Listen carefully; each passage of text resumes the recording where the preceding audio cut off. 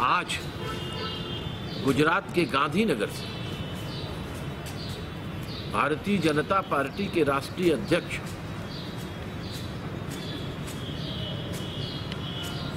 अनिल चंद्र शाह ने नामांकन भरा।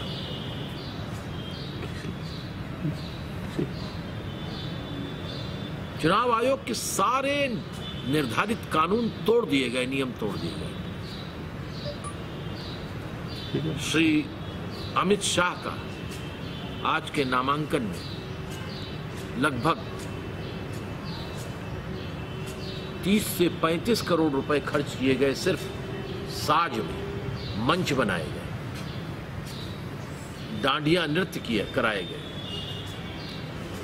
आदिवासियों के नृत्य कराए गए, पूरे शहर को तोरण द्वारों से सजाया गया, कई मंच लगाए गए, सीसीटीवी लगाए गए। क्या ये सब इजाजत है नामांकन के समय? और ये सारा खर्चा क्या नामांकन में नहीं जुड़ेगा?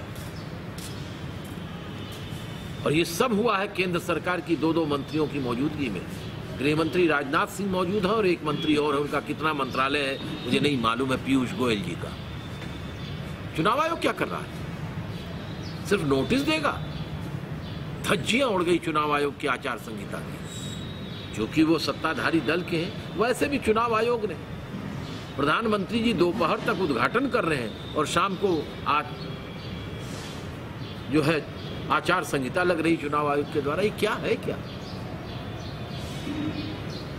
2014 का चुनाव में आचार संहिता 5 जनवरी 2014 को लगी थी। कोई मनमोहन सिंह जी ने 3 महीने तक चुनाव जब तक नहीं हो गया, मई के ही महीने में, अप्रैल और मई में चुनाव हुए थे, कोई उद्घाटन नहीं किया था। किसी प्रकार की सरकारी खर्च से कोई काम नहीं हुआ। जनता के पैसे का दुरुपयोग करके मंच बनाकर भाषण नहीं दिया गया। लेकिन यहाँ तो अगर गिनते हैं 5 जनवरी 2014 में जो आचार संहिता लगी और उसको लेकर 9 मार्च 2019 में, जो इस पीरियड में 5 मार्च 2019 से 5 जनवरी 2019 से 9 मार्च 2019 के बीच में 100 मीटिंगें नरेंद्र मोदी जी ने, प्रधानमंत्री जी ने हमारे सरकारी खर्चे पर, देश के करदाताओं के पैसे पर की और वहां सिर्फ विपक्ष के खिलाफ अपशब्दों का प्रयोग किया और चुनाव आयोग ने इसकी इजाजत दी।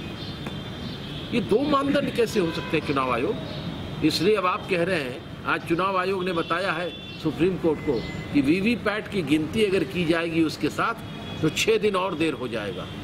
इसलिए हम वीवीपैट की गिनती नहीं कराएंगे, हम सैंपल सर्वे कराएंगे। तो सैंपल सर्वे कराने की क्या जरूरत है? चुनाव आयोग को चुनाव कराना ही नहीं चाहिए। आज अमित शाह जी की भीड़ देख ली है, ये सैंपल मान करके 26 की 26 सीटें गुजरात में डिक्लेयर कर दे चुनाव आयोग की, भाजपा ने जीत ली।